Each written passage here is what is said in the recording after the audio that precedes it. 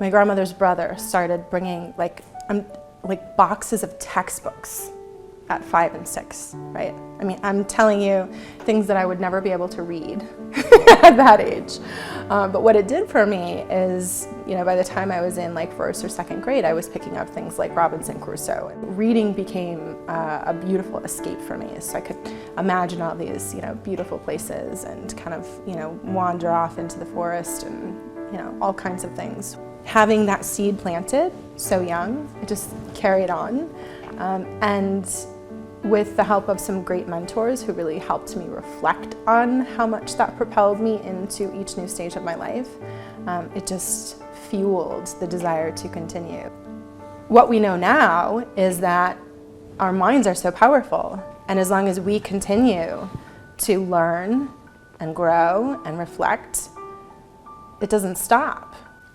I think until we authentically own and live our stories, our lives, we're just going through the motions. Owning our story is perhaps the bravest thing we'll ever do.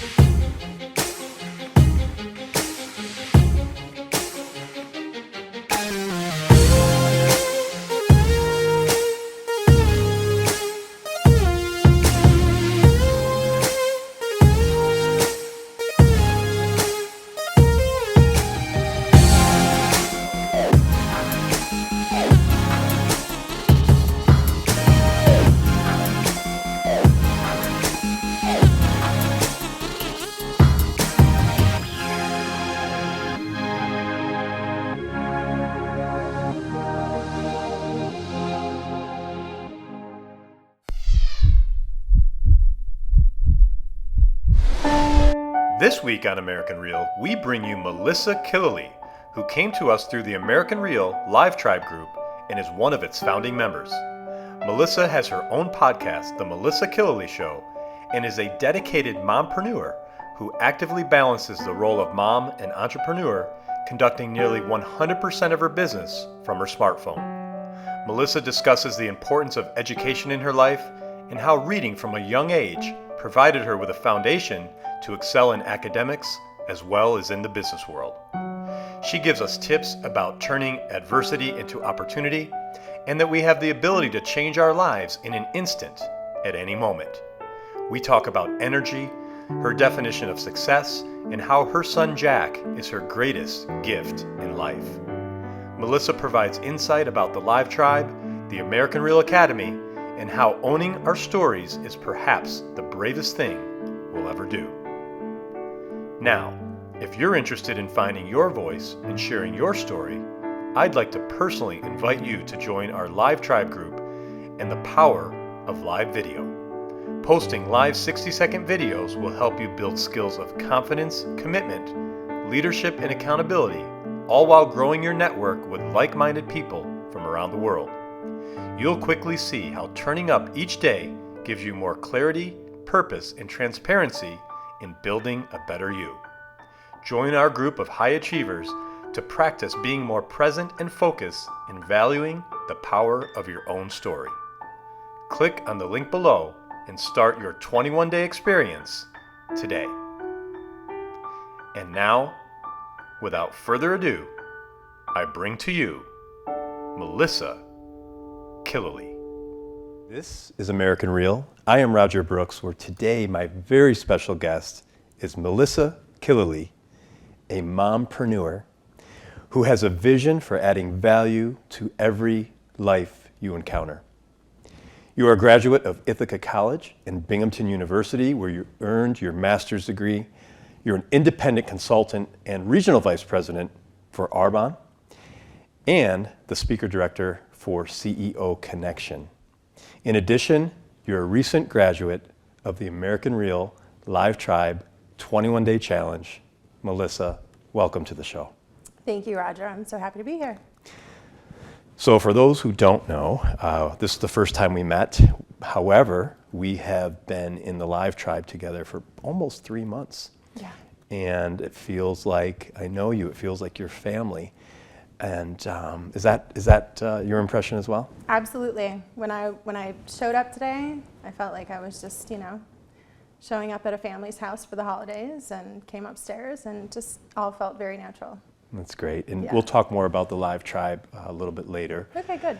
But I'd like to ask you about Binghamton. You used to go to school here, and I know you spent a couple of years here. What's it like coming back? It's amazing. It's amazing. So when I was driving down, I take 96B from Ithaca, and it's this familiar route that just warms my heart. It's always the same. This beautiful, scenic route with gorgeous trees. Summertime is always amazing. The sky here is so beautiful. I'm sure you agree. Yes. And honestly, sometimes I think that's why I decided to go to school in Ithaca to start with, because I fell in love with the sky. I don't know if that's really an appropriate decision to make around such a consideration. But same for Binghamton. Coming down here was always, I always felt like I was coming home. Every drive felt like I was coming home. And so the work that I did here with Binghamton's MPA program and just in the community is such a special place in my heart, for sure. Yeah.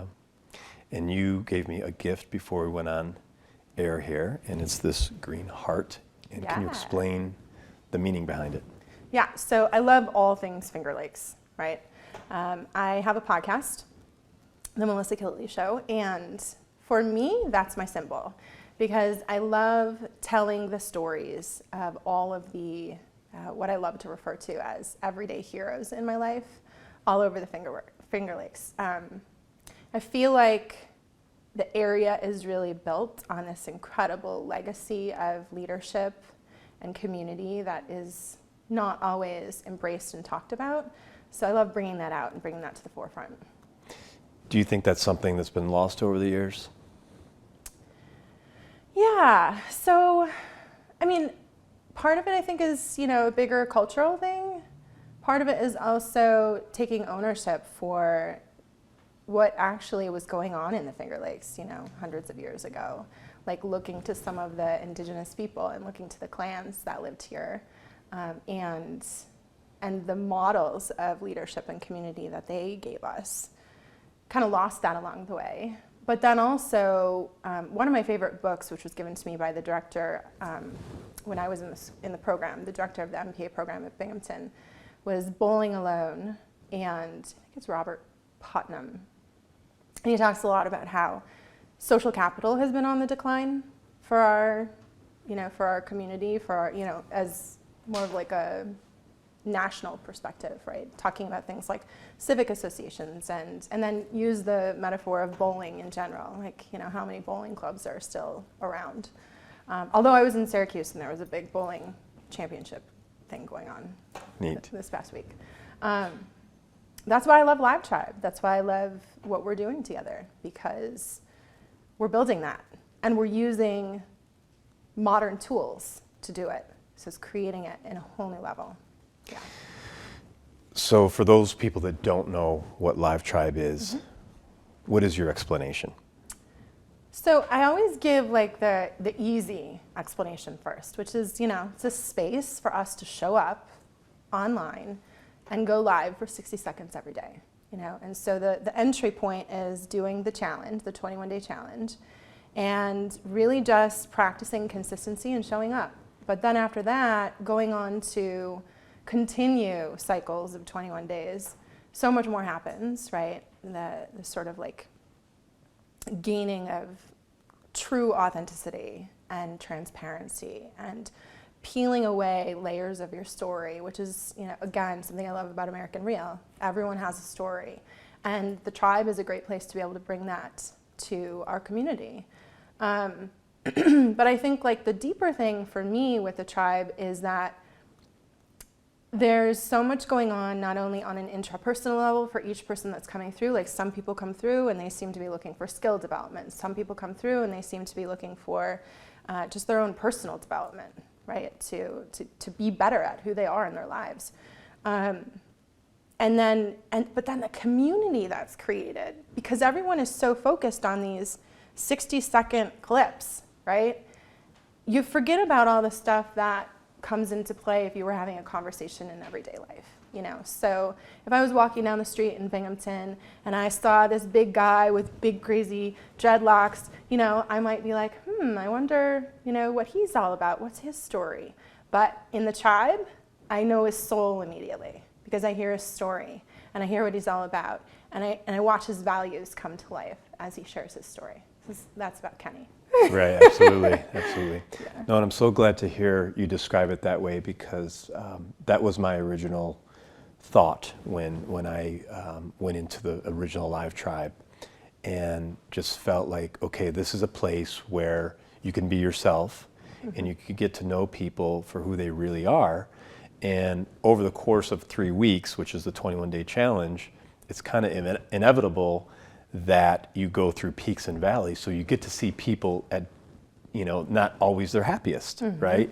Or not always their best day. So the fact that we're part of this, and it's part of a bigger community, that I think is just the beginning. You know, it's really special, and it's just been great to get to know you, you know, through that group. But what have you learned from it personally? What have you taken away from it? So much. I don't even know where to start. On the most personal level, it's helped me become a better mom. I mean, just having to look yourself in the eyes every day and have that level of complete and total transparency, showing up not only for the tribe, but for yourself, right? It's a commitment to self first and foremost, is powerful, really powerful. So I noticed I started to become much more intentional about the spaces that I was showing up in. So if I was present with my son Jack, then I was present with Jack. I wasn't checking my phone or doing something else, you know. So I was beginning to set aside very intentional time throughout the day for different things, which was great, because I work from my phone.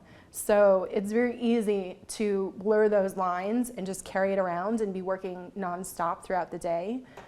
So it's helped to really create those boundaries and show me where one stops and one begins.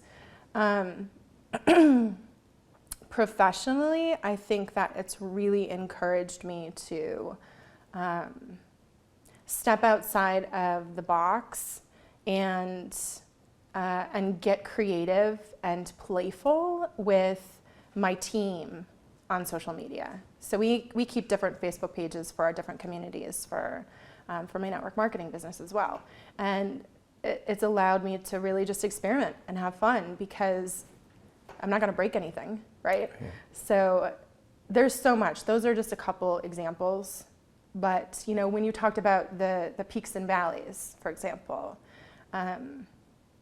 just being able to sit in some of the valleys and go like, what is this all about? What is this resistance to showing up? I'm not foreign to doing my podcast or hopping online and doing a live video. So what was the resistance? Where was it coming from? So it caused a lot of personal exploration, examination, and I think ultimately when you go through all of that stuff, it really helps you ask the question afterwards of like, okay, now that I've gone through this, how does this inform how I show up in the world? And it's that continued cycle of digging deep, rising up, and continuing to show up in deeper, more expansive ways, always. Yeah, and I think about, as you were talking, I think about the phrase, looking yourself in the mirror, right? Mm-hmm. But I think Live Tribe is taking that one step further, not only looking at yourself in the mirror, but really talking, and we're really talking to ourselves, mm-hmm. which helps us get to a deeper level within. And I know for those people who are listening who have no idea what this is, it's really just something you have to experience. It's yes, you could introduce people to what it is, to the concept, but until you actually do it and go through that first 21 days, I think that's what it takes to really understand the power of you, the power of yourself, and really getting to your authentic self. Right, absolutely. And I will add one more thing that it's done, which is it's forging some really beautiful friendships, right?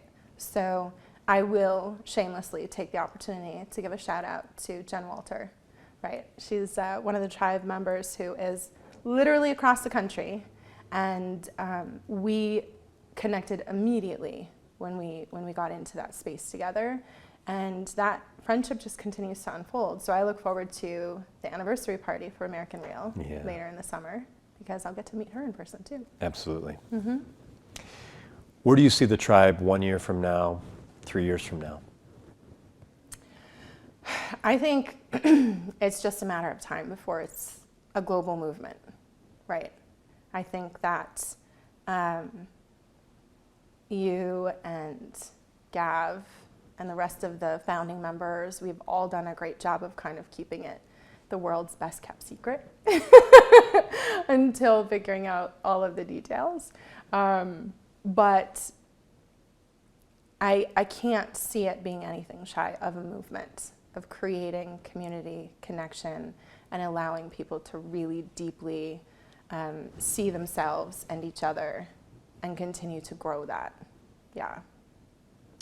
Well, thank you for your commitment to the tribe and for your contribution, because you're a really big part of it. And I don't think it would be where it is today without you. Oh my gosh, thank you. Thank you. So let's talk about education. Okay. One of my favorite topics. And the importance of it. I know it's really important to you.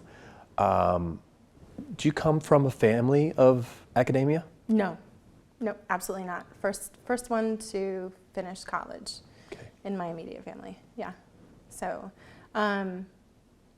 so when I was really young, I would say I'm probably like 5, 6 years old. My grandmother's brother. So my mom was really young when she had me, and my grandparents had a huge role in taking care of me while I was growing up. My grandmother's brother started bringing like boxes of textbooks at 5 and 6, right? I mean, I'm telling you things that I would never be able to read at that age. But what it did for me is, by the time I was in like 1st or 2nd grade, I was picking up things like Robinson Crusoe and, reading these, long novels and really engaging. And I think because life back then was pretty challenging, reading became a beautiful escape for me. So I could imagine all these, beautiful places and kind of, wander off into the forest and, all kinds of things with imagination and with the power of continuing to read and learn. And so that just carried on through life. And side note, that uncle, he had a number of health issues and all kinds of things, but I was so proud because he was, I think, 71 years old, and he finished an MBA. Yeah, so really, really incredible. We're a working class family, but having that seed planted so young, it just carried on. And with the help of some great mentors who really helped me reflect on how much that propelled me into each new stage of my life, it just fueled the desire to continue. So much so that right now, I don't really have a need to continue in education, but I'm looking at PhD programs because there's so many subject areas that I'm passionate about, and why not, right? What are your thoughts about education and learning in general? Why is it important? It allows us to test our limits as humans. And I think the point is that we don't have any, right? I mean, so I went to undergraduate school for psychology. And when I was in school, so now everyone will know my age, right? So when I was an undergraduate in the late 90s, all of the research focused on child development, adolescent development, and then aging. As if nothing happened from adolescence until you were putting yourself back in the diapers that you wore when you were a child, right? And that always blew my mind because I loved watching the people who I considered to be successful, like people who were kind of just out forging their own paths, pioneering in different fields. And they were always learning and growing and developing. So what we know now is that our minds are so powerful. And as long as we continue to learn and grow and reflect, it doesn't stop, right? It's like now we have so many studies on things like neuroplasticity and the fact that we can literally rewire our brains. So it's just so powerful, because I think that education and learning allows any human being to have an even playing field with any other human being. It allows you to turn any obstacle into an opportunity, as long as you're willing to, do the work and stay the course. Yeah. So I'm really curious about this term, mompreneur. Okay. What does it mean? I made it up. I love it. I made it up. Tell us about it. So when I was in public accounting, so I was in finance for 10 years. And when I started out, I was working probably 70 to 80 hours a week. And I was on the road a couple weeks out of the month. And it hit me at some point, because I was in my late 20s, that I would never have the time to have a family, should I choose to do that, right? And I was watching the partners in my firm, who were amazing, wonderful people, mind you. I'm not saying this, to discredit them. They were hard workers, wonderful people, but the work just continued. So the progression through our firm was ultimately, if you wanted to go to the top, you became a partner, right? And I couldn't imagine how you fit it all in. How do you make that happen? So I sort of stumbled into network marketing, which I think some people do. I don't know that all people say like, oh, I want to do that when I grow up, right? I think people still have like these strange thoughts and stigma around sales and network marketing in general.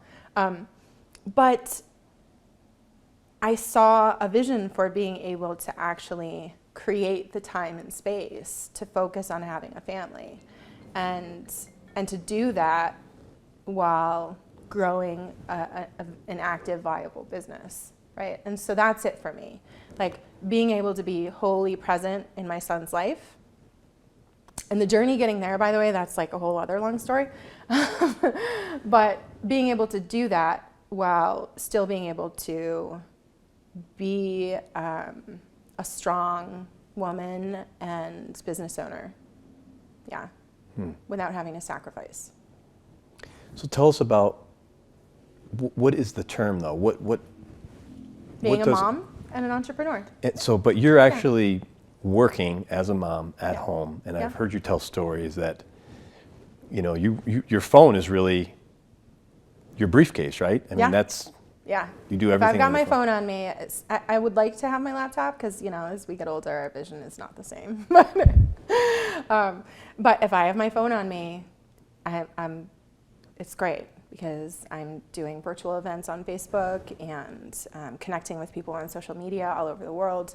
And our company is so fantastic at providing us with all of the tools that we need, everything from, the back end office stuff and the customer management stuff, as well as our shopping portal. So as long as I have that in my hands, I could take care of anything at any time as far as my business is concerned.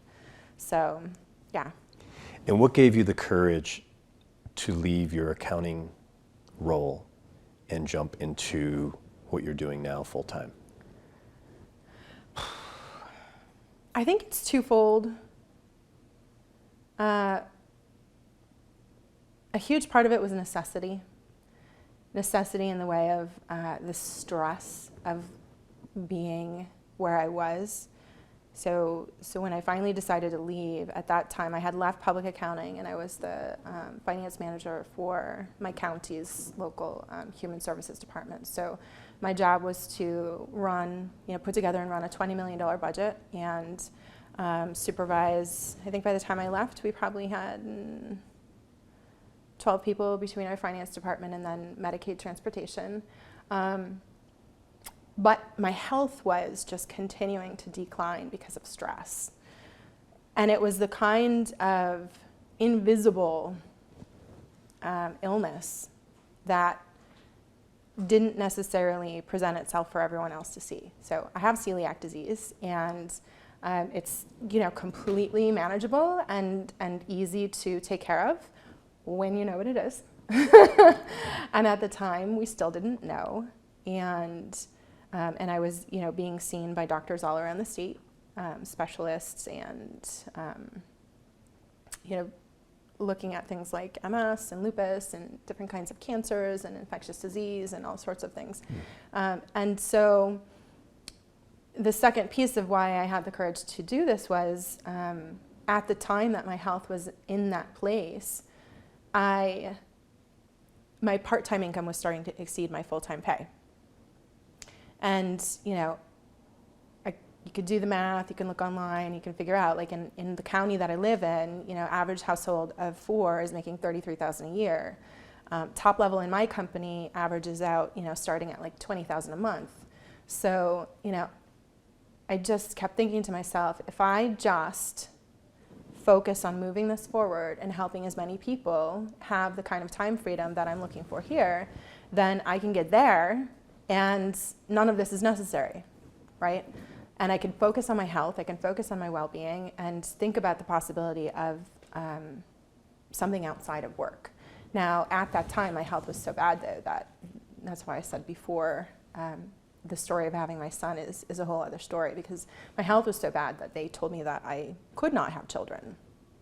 But that path to wellness, that was possible because of that choice, is what resulted in this beautiful 2-year-old boy that I have. So, Jack. Yeah. Tell us about Jack. My stepdad calls him Jack Attack. He is just the most lively, intelligent, curious human I have ever met. And I know every parent is biased around their own child, right? And their own children, but I could never have imagined the adventure that he's already taking me on at 2 years, let alone to think about, like, what will life be like when he's 10? My intention is for him to know the world as his classroom. And I started with his first trip last summer. I took him cross country to a retreat in the Redwoods.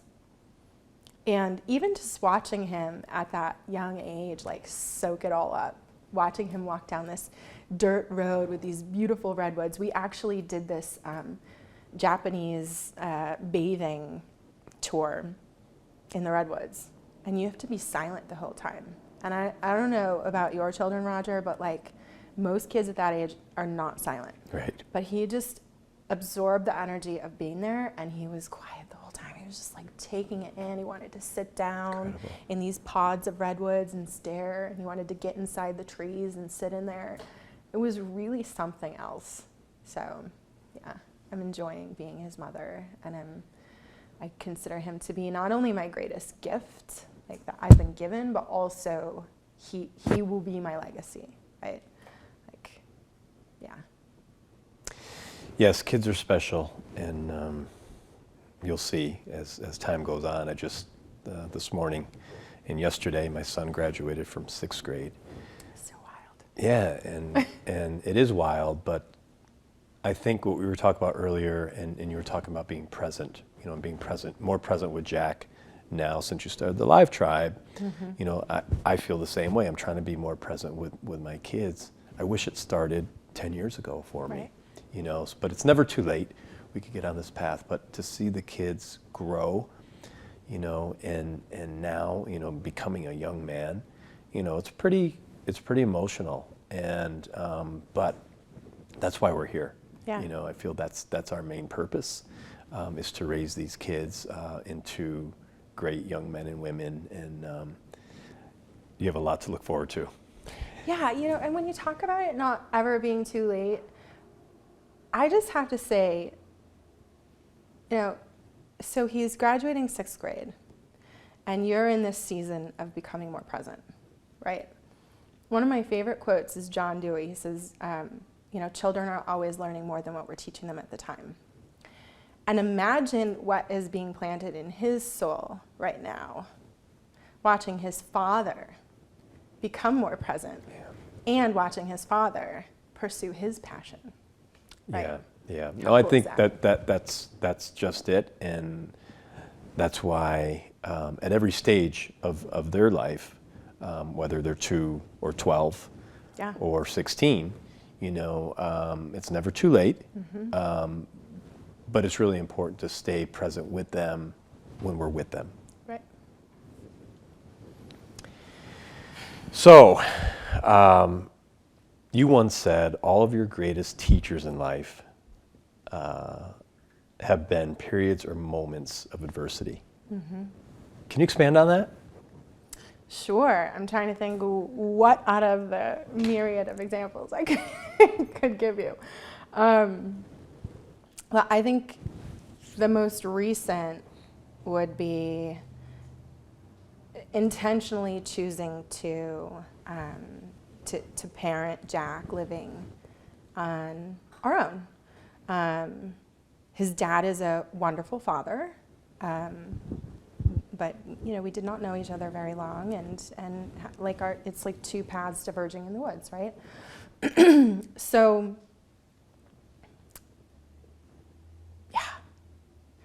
I had no idea. I remember girlfriends looking at me when I thought it was tough, when he was really tiny, right? When they're pretty much attached to you, right? As he began to really grow and explore the world. And at the time we were living in this 2-story apartment in downtown Seneca Falls. And when I say downtown, like Seneca Falls, obviously it's a village of 9,000 people. So don't get too crazy. So you had to go up this very narrow, tall flight of stairs to get into the apartment. And then the apartment was 2 stories, and it was an open staircase. And we moved in really quick. I hadn't seen it before. I moved in there, and I probably was not the best choice. But as he grew and he wanted to explore, it was very clear, this wasn't the place for us, and we needed to make some transitions. But just thinking about it, even going through a winter there, you had to park on either end of the street, so I'm carrying a bucket with a baby who was very big and was 10 pounds when he was born, right? Having to get the dog out, to take the dog outside to go to the bathroom, so if he's napping or he falls asleep, can't get the dog outside, got to call a neighbor. And those are not serious adversities by any means, but what happened during that time is, I wasn't able to really attend to my business the way that I wanted to, because I really needed to focus on this tiny human, right? And so I did what I could with what I had at the time. And so, for example, the only quiet time that was guaranteed in the house was 10 p.m. to 1 a.m. And I was like, my team doesn't want me calling them an hour. Most of them are in upstate New York. So I thought, well, we just opened in New Zealand. Maybe I could get into some, networks of retirees or stay-at-home moms in New Zealand and see if I can connect with some people. And I did. And that still seeds have been planted and things are happening there. So that's pretty cool. But the other thing that I did is I locked arms with a lot of other entrepreneurs around the world through different professional development programs and personal development programs, so that if I was going to be at home and not working my business, I could at least be working on myself. And what has happened is the momentum that has created in my life is, it allowed me to come back to my business as an entirely different person, stronger, more authentic, more transparent, and 100% at the table. Right, so I look back on all these phases of my life, and I literally sometimes will joke that I've had 9 lives, because I've been in higher ed administration, I've been in nonprofit administration, I've been in finance, I do network marketing, and so I've worn all these different hats, and now I feel like everything is really at the table in one place at one time, and it's very powerful. It's allowing us to take this to the next level, and allowed me to come into the tribe at a time where I could say, hey, what can I do? How can I help move this beautiful movement forward? So that's one example, right? But I would think, the other great example would be growing up with not a lot of resources and choosing at a very young age to not become a product of what was around me at the time. And,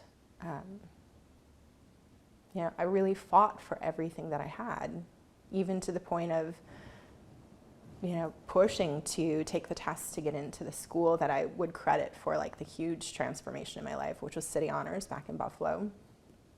And at that time, it was probably like the number 4 school in the country for high school. And yeah, all of those moments, I've been able to take and turn that into teachers to let me see, like, who am I going to be in these moments? Am I going to be defeated? Am I going to, sit back and just, let it happen?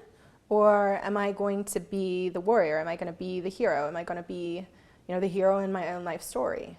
And it has always propelled me to move forward and work harder and do what I need to do to create new opportunity. Where does that drive come from?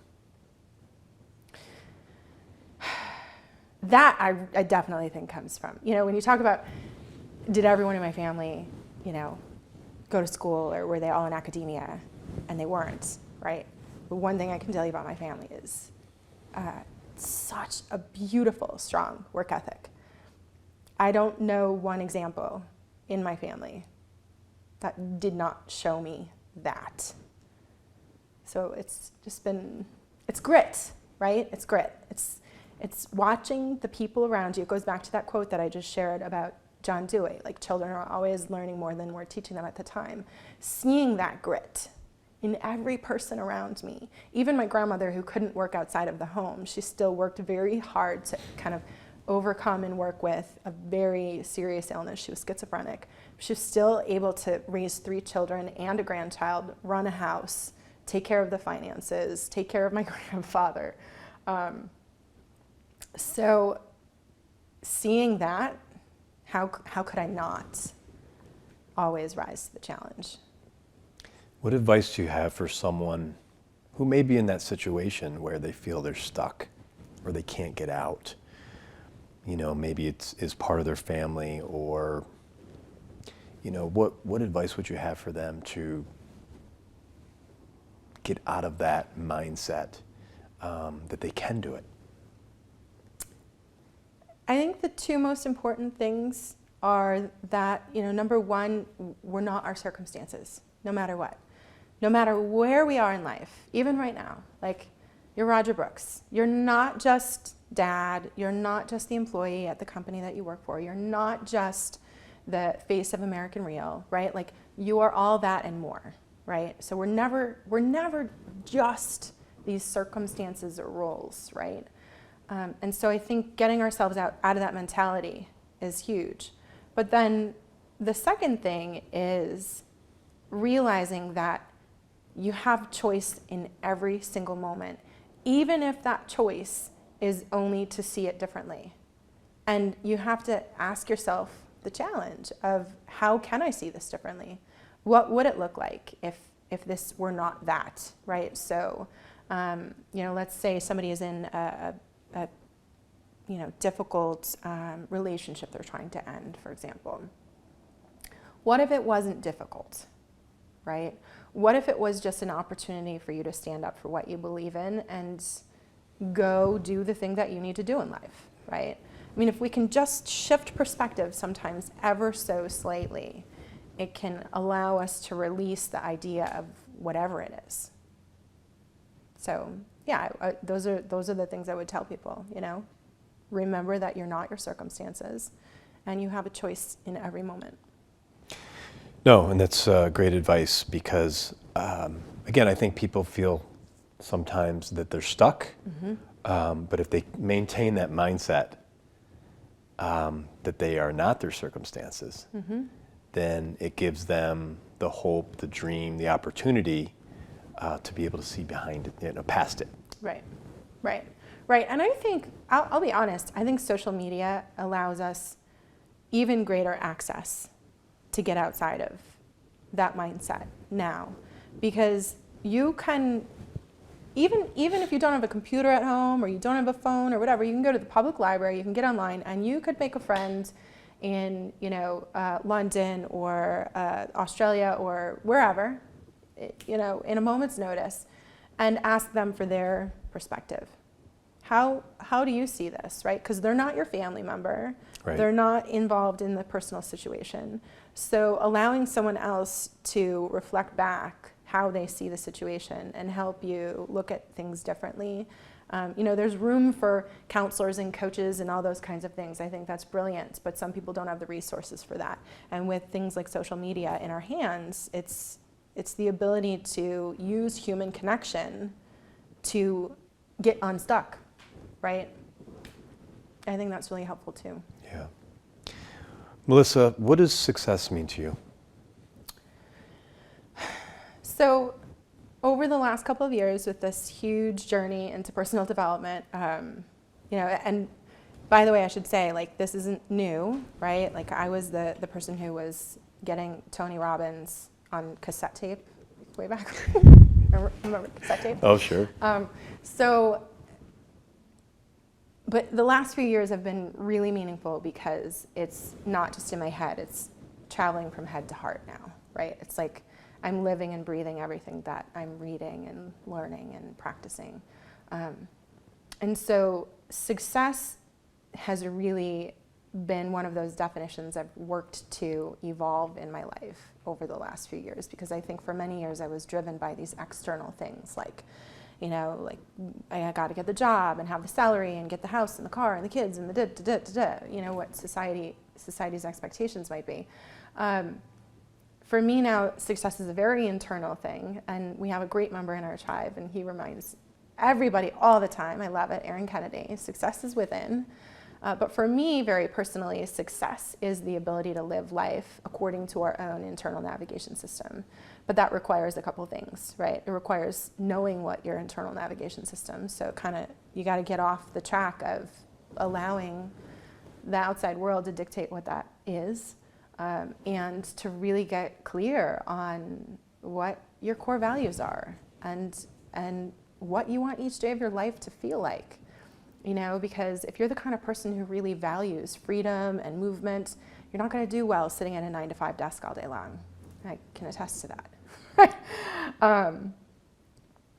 And the other piece of it is being able to determine and define the ways in which we give back, and to be able to give back in big ways. And for some people, that might be financial, but for other people, that might be time. Success in giving back can even be being a member of Live Tribe and watching the ripple effect of how you impact other people's lives. Carolyn Williams in the UK, great example. Every day, people can hop online and hear these beautiful nuggets of wisdom that could transform their lives in a heartbeat for free, right? Because that's what she does. She pours her heart and soul into it. Yeah. So success is definitely, just like happiness, it's an inside job for sure. What about people that just don't know where to start with this? So if they're maybe a little bit younger, maybe they're in their 20s and they're just trying to figure things out, and what do you recommend? How do you start to get to the core of your values? Do you write them down? What do you recommend? So there's two practices I think that are really helpful. One is meditation in any form, whether it's, you've got to hop on YouTube and ask YouTube for a 10-minute meditation, or you could just sit still for 15, 20 minutes once a day, twice a day, and listen, right? Because the answers are all there. I mean, when we get quiet with ourselves, the answers are all there, and we know what turn we need to take next. And the problem is our lives are just so busy. I divorced that word a long time ago. So busy that we're not listening, right? So I think meditation is a great way to be able to get yourself on the right path. But also, when you're talking about writing things down, there's a beautiful practice. Are you familiar with Julia Cameron's book, The Artist's Way? Yes. So it's been around for over 25 years. So I took a course last fall for 12 weeks, just going through The Artist's Way. And I had used the book many times before, but I was inconsistent with the practices she requires. And she asks for 2 things. So maybe there's 3 practices total, right? There's meditation and then these 2 things. One is waking up every morning and before anything happens, just writing everything down that's on your mind. It's a mind dump.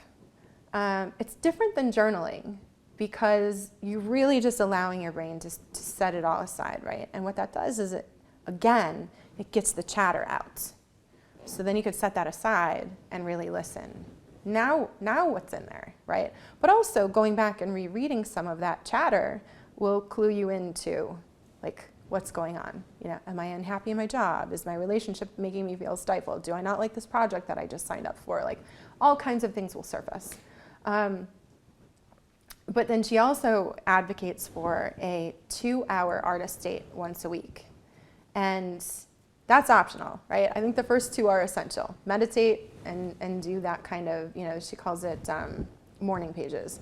But the artist date is super powerful because it allows us to, just like we do in the live tribe, you're showing up for yourself. It allows you to really show up for yourself. 2 hours once a week. You can't involve anybody else. Right? You could go to something, like you could go to a movie or you could do something like that, but you don't go with someone, right? And it's really a way to get personal with the things that fill you up, that fill your cup, right?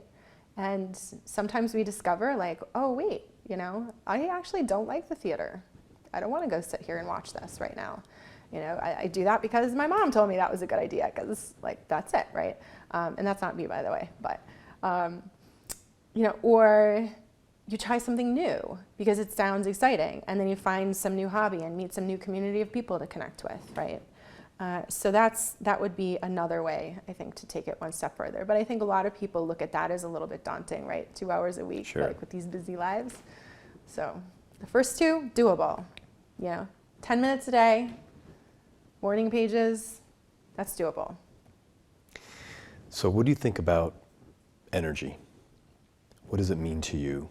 And as you're talking, I'm thinking about all this energy of, you know, potentially trying something new, of reflecting and dumping your thoughts. What does energy mean to you? So much. I mean, energy is life, right? We're all energy. At the end of the day, we are all energy. These things, they disappear. No matter what religion you believe in, you can stop and you can resonate with the notion that, you know, like, one of the oldest laws in physics, right? Matter is neither created nor destroyed, right? That energy continues on. So when we are moving in the flow of energy, so not stuck, right? And embracing some of those practices I just talked about, you're able to really live in space that keeps you connected to passion, to purpose, keeps you moving, keeps you connected to other people, helping other people do the same. You know, I see this, I hate to keep coming back to the live tribe, but I see so much there. You know, so many examples of what we're talking about right now, like the energy that is created. The first time I realized with my son, for example, like, I had heard my friends tell stories about how after they had one kid, they couldn't imagine how they could possibly love another child that much. But then once you have the next child, it's like, oh wait, there's more love, right? So the reality is, like, the more love that we give, the more love we create, the more love there is. And energy is the same, right? It's like, we continue to create momentum with our energy when it comes together in these spaces where we truly and deeply and authentically connect with one another. So, yeah. And, you know, one of the greatest illustrations I can give when it comes to energy, so I help this incredible group of women organize the Women March in Seneca Falls. And so we've had 2 years so far, and there's 2 more in the planning right now, because 2019, like it's January 19th, 2019, Seneca Falls is the birthplace of women's rights. 19th Amendment is women's rights to vote. That's where it happened. So, and then 2020, of course, is the year of vision, right? Where is this country going? So this group, when we create the space that is our march and our rally, it's not angry. It's not negative at all. It's this beautiful, loving, all-encompassing, powerful space. Last year we had, I think that the numbers were estimated somewhere around 15,000 people in this very tiny little spot. The town itself is only 9,000 people, okay? So tiny spot. And just an example, that many people in one spot were in the Women's Rights National Historical Park. And when we moved out to march, there were maybe 4 pieces of paper left in the entire park, right? It was just that spirit of respect and honor for what that space is all about. But you had people standing next to one another. You had people who were, pro-life standing next to people who were pro-choice. Because the reality is we can still come together over basic human rights and, the theme of equality for women and just equality for humans. So that's a great illustration of how energy collectively creates something in and of itself, right? Alone we can do so much, but together we are mighty, and that energy becomes almost visible, almost palpable. And why is it that this group is able to accomplish that, such large numbers? Why do you think? I think because everyone comes in with the same intentions, that we're there to create that space out of positivity, out of love, out of respect, out of honor, out of care, out of commitment. Yeah. And do you see this happening elsewhere around the country? Yeah. Or is it a pretty unique situation? My experience is that it's fairly unique, but I see it happen elsewhere, and I see it happen in moments, and I see it happen in smaller, instances. But a lot of these larger events that are framed around things like protesting or resisting, can often come with this sort of bitter feeling. And while I truly believe that has a time and a place, because there are many injustices going on, not only in our country, but around the world, that we need to speak up for, right? We need to speak up for the people who can't speak for themselves, for animals who can't speak, right? The voiceless. But at the same time, there's power in being able to come together around the light of it all, right? To come from a place of what can we create together versus defiantly resisting what is. Does that make sense? Yes. Yeah. So I think it's the spirit, it's the intention. I think it's possible anywhere as long as that spirit and intention is set. Why is it important to have a voice? Why is it important to share and own your story?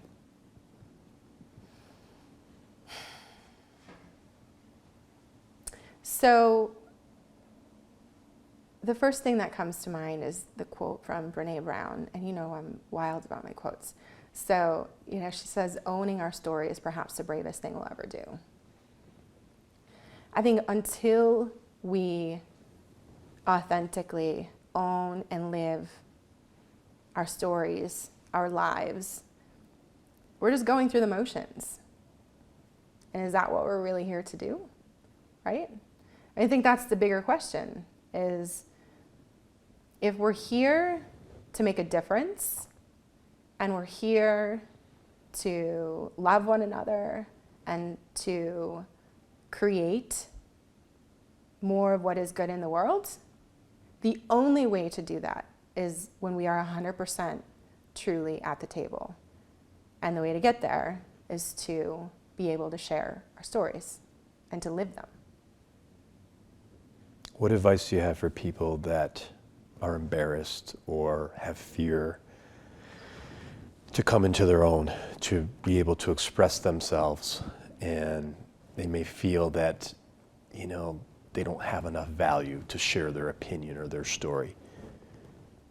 You've been really good within the Live Tribe, and also, you have your own podcast, so you're really good about sharing who you are and then sharing other people's stories. But what about those folks that are just, they're kind of lost within themselves and they don't know what to do to get out? Well, the beautiful thing I see in people when they're in that space is that when they don't see that value, there is this drive to, positively impact other people, right? This desire to help other people. And so if you can tap into that in the smallest way, then you can realize that playing small and not sharing your story and not owning those things is keeping that from inspiring or motivating or helping somebody else out there who needs to hear your story, right? To me, shame, resentment, fear, all of these emotions are like, they're the killers, right? Those are the silent killers of the potential to change the world, because we all have fear, and I'm sure we're all ashamed of something in our lives. I have plenty of things that I had to kind of go back through my life and kind of understand and put in context and really own up to, so that I could integrate that, right? I didn't want to leave it sitting over on a shelf somewhere. Right. So to remember that somebody else out there needs to hear your story is probably the most important thing, even if it's one person. Great advice. Thanks. So as a child growing up, you had speech lessons. Mm-hmm. Melissa had speech lessons. Wow. And now you're a wonderful communicator. Wow. So tell us about that, really, because, again, here's another success story, and I don't know anything about this, mm-hmm. but it's one of the questions I asked, and you came back with this. So please tell us about how this started and how you came to be this wonderful flower that blossomed into a great communicator. So I have to give a disclaimer before I answer. And the disclaimer is that when it comes to communication, I still really struggle with expressions. So do you ever watch NCIS? Mm-hmm. So there was the character Ziva, mm-hmm. She's from Israel, and she would constantly get our American expressions wrong, and it would be funny, right? And so people would tell me all the time, God, you're just like Ziva. Yeah, but I was born here. I was born here. So one example, there was a storm one time, and I was with my ex-fiance's mother sitting on top of this hill with no power, and I said to her, I guess we're just going to sit here like ducks. And she looked at me like, what are you saying? And what I was really trying to say is, we're like sitting ducks, right? So I do that all the time. So that's my disclaimer. I still have to work on that. And I have to say that because my team in network marketing, they know. They've heard me in front of the room at least 100 times making up some terrible expression that makes no sense. So, but to answer your question, so I had spinal meningitis when I was really young. And I think that played into some of these sort of gross motor skill development challenges and all kinds of things. And one of the areas deeply affected was my speech. And so I had weekly speech lessons from kindergarten through 4th grade. And that was really embarrassing for me. I experienced a lot of shame around that. I felt horrible. I felt like an outsider. I already felt like an outsider. I was an only child and had, this difficult dynamic at home. And so that really put up the walls for me. And in 4th grade, when I finished up at Riverside Academy, which was the neighborhood where I was born, and I moved into the school that I was accepted into, which was City Honors, I was told that I no longer needed the speech lessons. That was like a celebration for me, right? But I didn't even tell anyone about it because I never wanted to talk about it. I hated it so much. But it was an internal celebration. Yes. And the thing that always challenged me was how much I loved to get in front of people. So in my neighborhood, God bless her if she watches this and she hears this story, because I can't find her to save my life, but Karina Murphy and I remember we would sell tickets all the time to come to our shows. One time I remember performing like Brass Monkey, right, which is Beastie Boys. But anyways, I would get in front of people and just talk. I loved sharing stories, and I loved sharing other people's stories. And so fast forward from 4th grade to, finishing up graduate school at Binghamton, and I was asked to speak at commencement. Like, that was such an honor. It was such an honor. And so now having my own podcast, like, to me, right now it's a monthly gig, but it's still a big deal for me because it's still that little girl. Like, one of my good friends, Angela Dadabo, she's the creative director for Auburn Public Theater. She uses this one quote in a lot of different contexts, and I have to share it because it's so beautiful. But it's Anne Lamott, and she says, we're all the ages that we've ever been. We're like Russian nesting dolls. And so every time I get on that podcast, I'm speaking to that little girl and reminding her, like, it's all good. Like, it's all going to be okay, right? So wow. It's pretty cool. It is cool. Can you take us back to that commencement speech? I can. So, can you possibly imagine what topic I might have talked about? I talked about community and creating community and building community everywhere you go. At work, at home, in your community, like, just to create connection.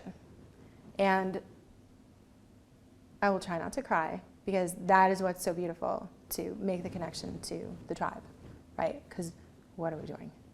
Creating community all over the world in this very beautiful way.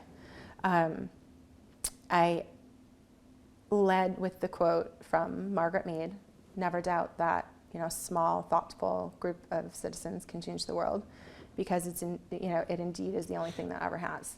And it's true, all the time, everywhere, in every way. Like, a family can change, the world. A small community can change the world. Our Women March group in Seneca Falls can change the world. Our Live Tribe will change the world, right? It's like just continuing to build community upon community.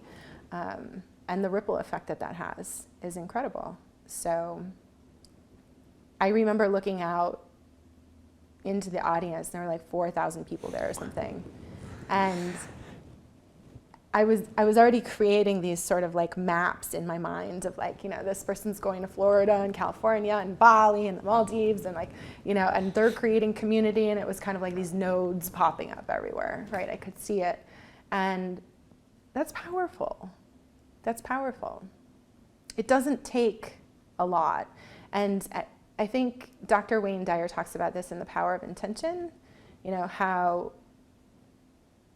one person with a lot of strong, powerful, positive energy can offset so much of that negative, weaker energy. And it's not a judgment. It's not to say negative, like there's something wrong with a person if they have a negative mindset, right? It just means they haven't woken up to who we really are and what we're here to do. And we have the power to influence that by creating community.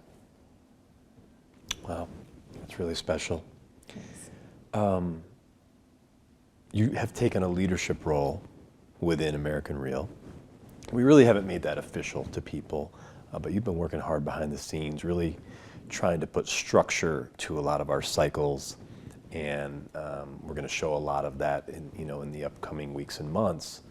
But we're also starting an academy, and you were top on the list as one of the instructors in the academy. And when you talk about community, I can't help but think about the academy and what that next level of community will do for the world. Have you thought about that? Yeah, absolutely. It's just taking what we're doing to that next level and adding in, like, you know, 1 million doses of intention, right? When you asked me to facilitate or create space around helping people find their tribe, right? Like we talk about that a lot in network marketing, find your tribe. That's such a passion for me, because you and I might get along great, but I might meet someone on the street I don't necessarily connect with, right?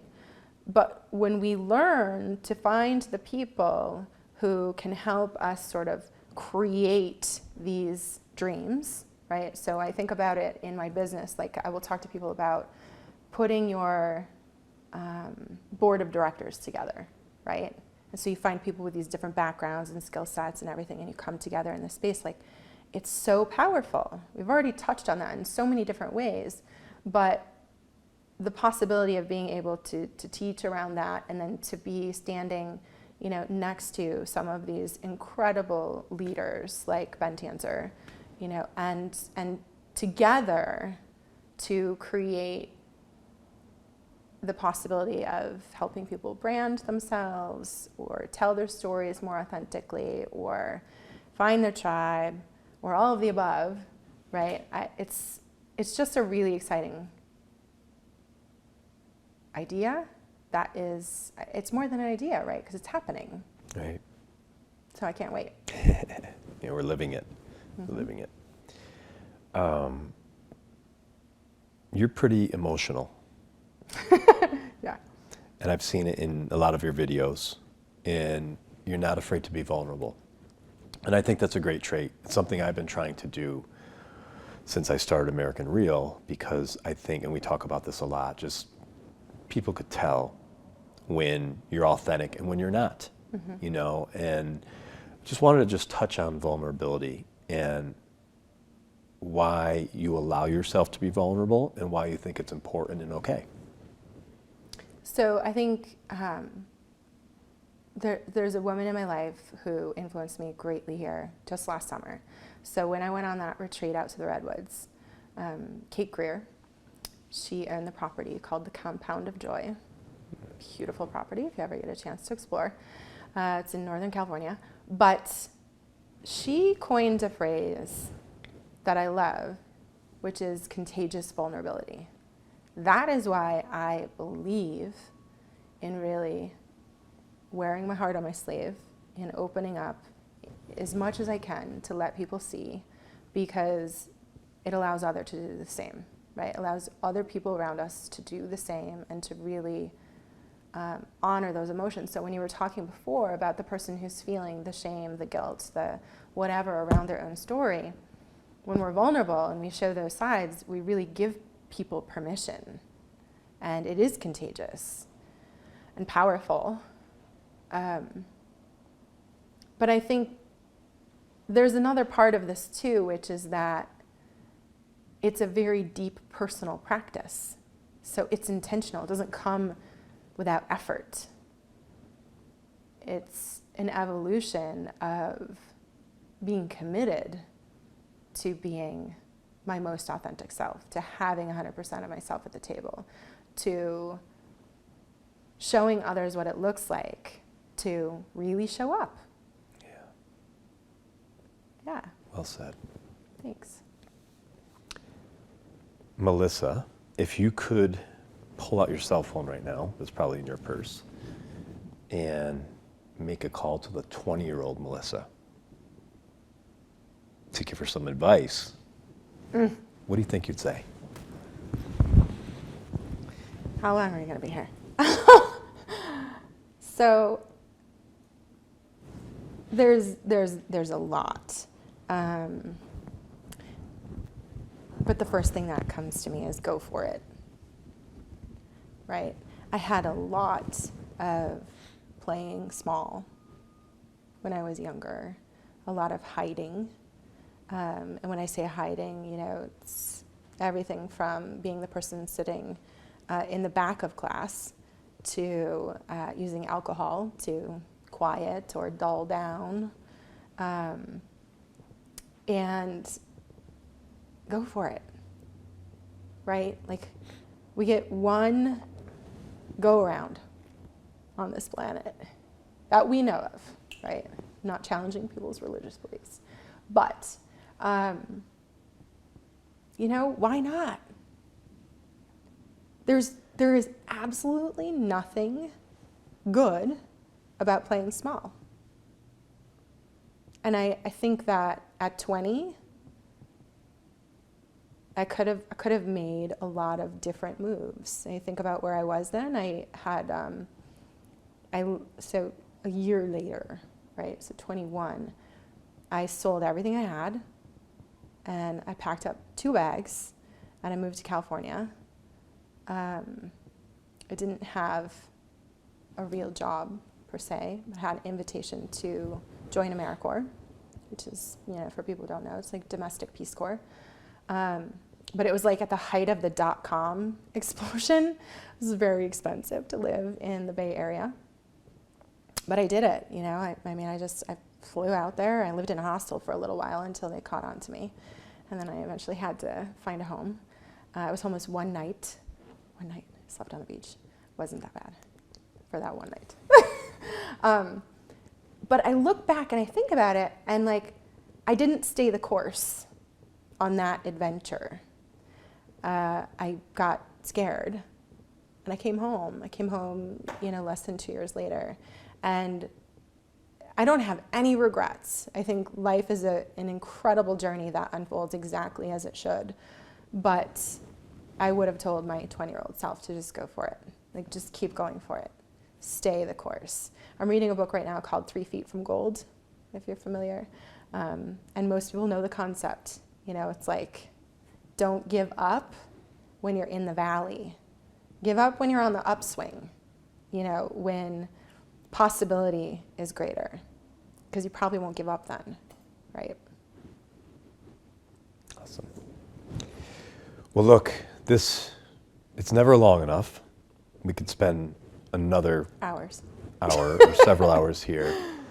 But you've been gracious to travel here, and I know you have to head back. Mm-hmm. But before we let you go, you talked about legacy earlier, but you didn't get into it too deep. So I would love for you to leave us with what you want your legacy to be. What do you want to do from this point forward? I can calmly and confidently answer that question now because of Live Tribe. And it is to create a worldwide culture of giving back. That is the legacy. I started to write this out several years ago. And I was like, how does one person do that? One person. And that, of course, has a plan, and it has goals, and it has all kinds of things attached. You know, like, I think about the idea of minimalist millionaires, right? Like, people who know how to really use their capital for the better of the world. And I'm not talking about some, you know, socialist plan here. I'm talking about people who just really want to get out and create great impact in the world in their own way.